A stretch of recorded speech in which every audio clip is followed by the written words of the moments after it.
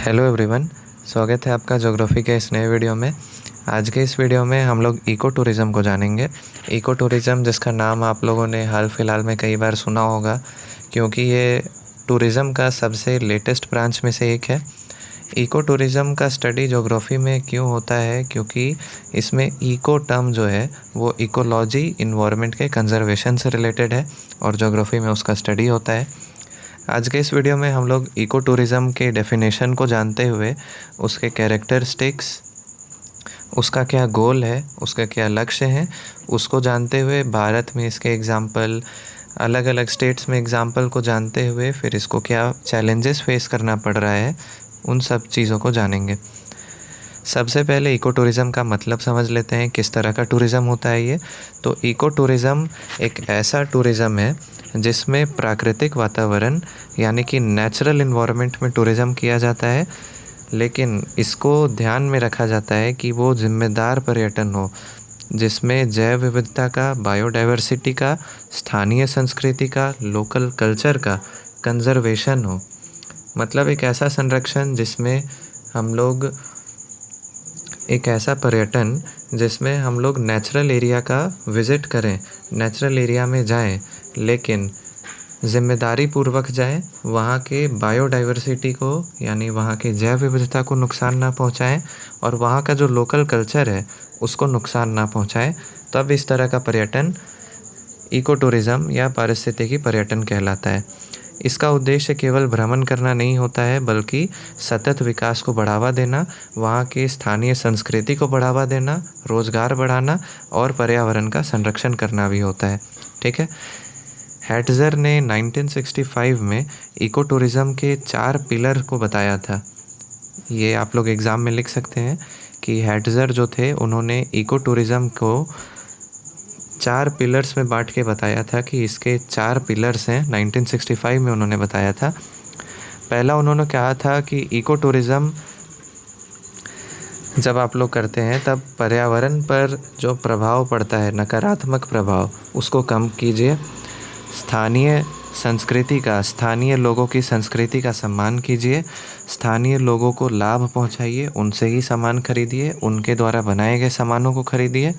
और जो टूरिस्ट हैं, जो घूमने गए हैं पर्यटक, उनकी संतुष्टि को अधिकतम कीजिए, वो संतुष्ट हो उनकी सेवा से, तब हम लोग इको टूरिज़्म कहेंगे। ये हैटज़र ने 1965 में कहा था। इसके बाद बात करते हैं इसके डेफिनेशन की। हम लोगों ने ऊपर थोड़ा सा डेफिनेशन समझा था, अब ये डेफिनेशन जो है वो इंटरनेशनल डेफिनेशन है।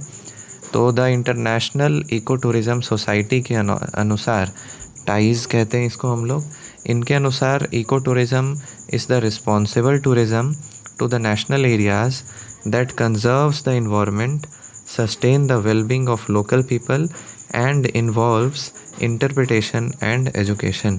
यानी पारिस्थितिकी पर्यटन एक ऐसा जिम्मेदार पर्यटन होता है जो किसी राष्ट्र के प्राकृतिक क्षेत्र में हो, जिसमें पर्यावरण का संरक्षण हो, वहाँ के लोगों का भला सोचा जाए और उनको शिक्षित किया जाए, उनका भला ज़्यादा से ज़्यादा हो। ठीक है। ये सामान्य पर्यटन से अलग होता है, क्योंकि सामान्य पर्यटन में केवल आर्थिक लाभ हमारा उद्देश्य होता है। नॉर्मल जब हम लोग कहीं घूमने जाते हैं तो हमारा उद्देश्य होता है कि या तो मनोरंजन पर या तो आर्थिक लाभ पर हमारा पर्यटन केंद्रित रहता है। लेकिन इको टूरिज़्म में हम लोग प्राकृतिक संरक्षण भी करते हैं और स्थानीय लाभ को भी साथ में आगे बढ़ाते हैं। तो दोनों के बीच में संतुलन स्थापित किया जाता है इको टूरिज़्म में। इसकी विशेषताओं को जानते हैं। तो इको टूरिज़्म जो होता है, एक तो वो प्राकृतिक क्षेत्रों पर आधारित होता है। ठीक है। नेचुरल एरियाज़ का टूरिज़्म इको टूरिज़्म में आता है। इसमें मैन मेड कोई एरिया काउंट नहीं होता है। दूसरा, इसमें जो इन्वायरमेंट है, जो पर्यावरण है, उसका संरक्षण किया जाता है। स्थानीय समुदायों की भागीदारी को सुनिश्चित किया जाता है। उनसे हम लोग वस्तुएं खरीदते हैं, उनसे जब हम लोग सामान खरीदते हैं तो उनकी अर्थव्यवस्था सुधरती है। तो यानी स्थानीय समुदायों की भागीदारी सुनिश्चित की जाती है। पर्यावरण का संरक्षण कैसे किया जाए, इसकी शिक्षा भी दी जाती है और सतत विकास हो, पर्यावरण का क्षरण भी ना हो और लाभ भी हो, इस सब चीज़ों का ध्यान दिया जाता है इको टूरिज़्म में। तो ये इसकी विशेषता है। अब बात करें इसके लक्ष्य की, कि हम लोग इको टूरिज़्म करते क्यों हैं, हमारा क्या उद्देश्य है इसके लिए। तो इको टूरिज़्म करने से पर्यावरण का संरक्षण होता है, ये एक उसका उद्देश्य है। इसका उद्देश्य है कि जो स्थानिक समुदाय है, जो उस प्राकृतिक वातावरण में रहने वाले लोग हैं, उनका आर्थिक विकास हो सके, उनको आर्थिक लाभ हो, वहाँ पे रहने वाली जैव विविधता का संरक्षण हो, उस क्षेत्र में निवासित मानव जाति की संस्कृति का संरक्षण हो और जिम्मेदार पर्यटन को बढ़ावा मिले। ये उद्देश्य होता है इको टूरिज़्म का। इसके बाद अगर बात करें भारत में इसके एग्ज़ाम्पल की, कि भारत में इको टूरिज़्म के कौन कौन से एरियाज़ हैं, तो इको टूरिज़्म का एग्ज़ाम्पल, सबसे पहला जो इको टूरिज़्म का प्रोजेक्ट है वो केरला में स्टार्ट हुआ था। थेनमाला इको टूरिज़्म नाम है इसका। ये भारत का पहला इको टूरिज़्म प्रोजेक्ट है। इसके बाद बहुत सारे जगह भारत में भी इको टूरिज़्म के प्रोजेक्ट को चालू किया गया, जिसमें सुंदरबन नेशनल पार्क, जो कि बंगाल में है, यहाँ पर भी इको टूरिज़्म किया जाता है। यहाँ पे आप लोग डायरेक्ट वेटलैंड्स में नहीं जा सकते हैं, उसके लिए नाव आधारित पर्यटन को लागू किया गया, ताकि मानव का हस्तक्षेप कम से कम हो और पर्यावरण का संरक्षण हो। वैसे ही काज़ीरंगा नेशनल पार्क असम में, जो अपने एक सींग के गेंडे के लिए मशहूर है, वो भी इको टूरिज़्म को फॉलो करता है। इसी तरह उत्तराखंड का Jim Corbett national park, Periyar national park, Periyar tiger reserve, ये सारे भारत में बहुत सारे इको टूरिज़्म के एग्ज़ाम्पल हैं।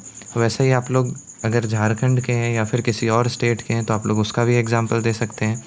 जैसे झारखंड में इको टूरिज़्म का एग्ज़ाम्पल हो जाएगा यहाँ का जो नेशनल पार्क है, बेतला नेशनल पार्क, फिर दालमा वाइल्ड लाइफ सेंचुरी, ये सब इको टूरिज़्म के एग्ज़ाम्पल हैं। फिर जितने फॉल्स हैं, जैसे रांची सिटी को सिटी ऑफ वाटरफॉल्स कहा जाता है, वहाँ पे ही हुंड्रू फॉल, दशम फॉल, जोन्हा फॉल्स, लोध फॉल्स, ये सब है, तो वो सब में भी इको टूरिज़्म होता है।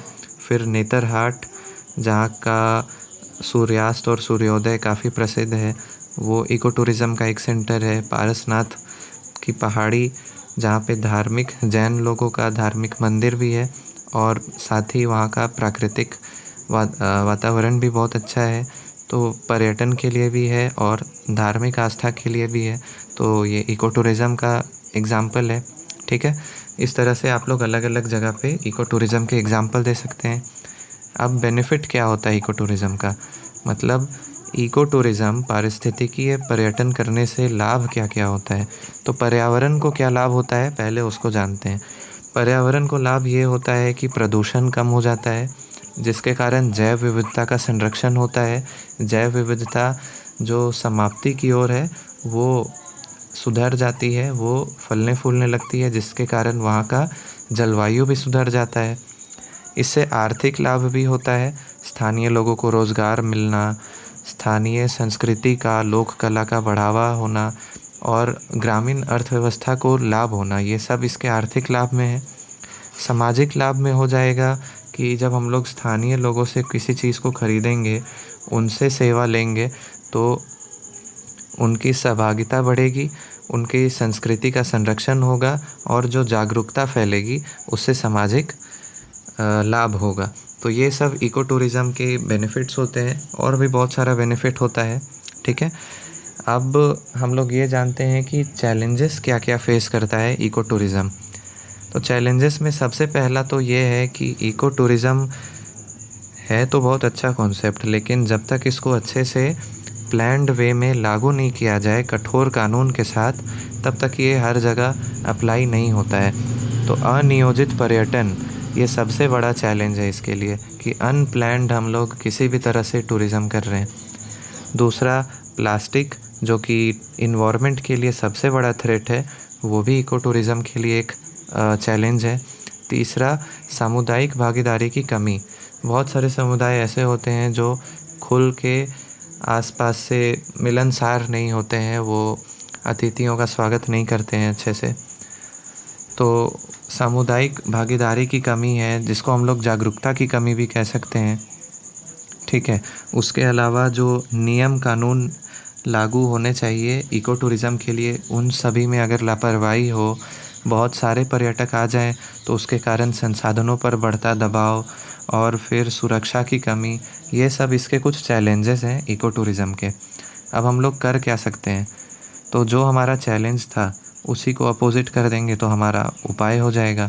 जैसे कि अनियोजित पर्यटन था हमारा चैलेंज, तो हमारा जो सजेशन होगा वो हो जाएगा नियोजित पर्यटन। प्लास्टिक पॉल्यूशन हमारा एक चैलेंज है, तो प्लास्टिक को कैसे कम से कम यूज़ किया जाए, कैसे रिसाइकल्ड मटेरियल का यूज़ किया जाए, वो हमारा एक सॉल्यूशन हो जाएगा।